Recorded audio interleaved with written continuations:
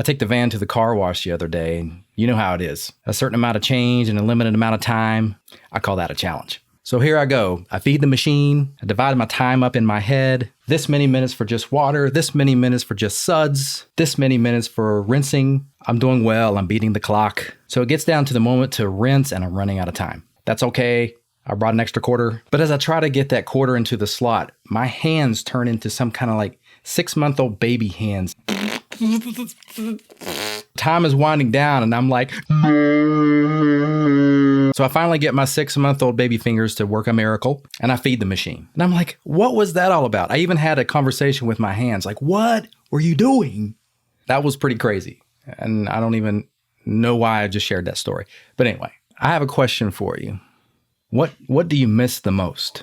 Is it going to the restaurant and having a steak with your family? Is it going to the bar and having a beer with your buddies? How about going to that concert you really wanted to go to? Or how about playing in a band, performing? I see a lot of musicians right now like using Facebook Live to do some of their shows. Even some famous musicians who would never use Facebook otherwise are like, hello, Facebook. How about going to a church function, a service? I'm sure there are lots of things we miss right now. But did you recognize the common thread in all of those? Now, I'm not a big fan of memes normally, but one stuck out to me more than any of them. It hit me right in the gut.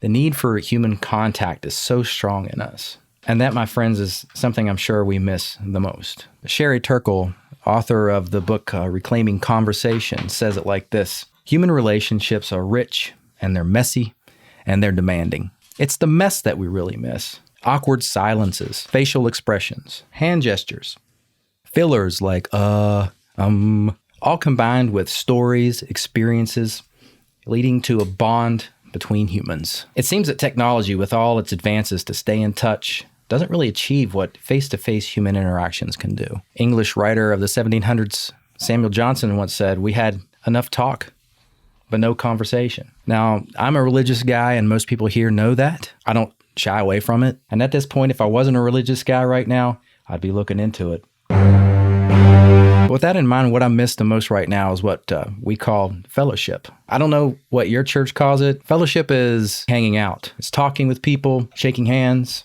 It's hugging. It's laughing together, sitting together, singing together, sometimes crying together. There's a long-lasting bond being created with these people. And now it's on hold. And within that model of fellowship, we have what we call shut-ins. These are the groups of people who, because of health issues and old age, they're not able to come in fellowship. They are alone most of the time. But what our church does is we visit them. Oh, we got a visitor. Oh, he's not a happy visitor. Oh. If possible, we have a meal with them, conversations. We bring the fellowship to them. It's true. But now that's on hold too. In our congregation, we had a sign-up sheet for areas we'd like to serve in. Areas like setting up chairs, bringing food, singing in the choir. One of those sign-up sheets was for visiting shut-ins. Several months ago, I put my name on that sheet, but I never followed up on it. Obviously, there were people who visited shut-ins for several years in our congregation, but I didn't go up and ask about it. I had good intentions, but I failed. I don't know about you, but when times of crisis like this happen, I always try to ask myself, what can I learn from this? And the answer for me came pretty powerfully. I was falling short in my Christian duties. The Bible constantly talks about loving one another. The Bible constantly talks about taking care of widows and the weak among us. But this will all be over one day. Life will eventually get back to normal. There may be economic problems or other difficulties in the aftermath. But what are we going to do when the dust settles? Friends, there is something we can do when that time comes. People are going to need our help. People are going to need human interaction. So write a list. Plan to visit people. Sure, there are friends you want to visit, there are family members you want to visit, but make a plan to visit the elderly, to visit the lonely. After all, we can learn a lot from them. How about an old vet who fought in World War II, Korean War, a widow who survived the Great Depression? They could have some perspective for us. I got to go get my Bible.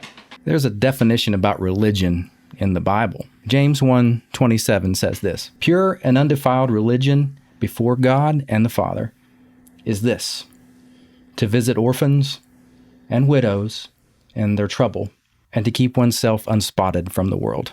I know some of you have been visiting like this for years, and you're still attempting to do it by the internet, webcasting, but I'm sure you miss the real human contact. It's something the internet can never really replace.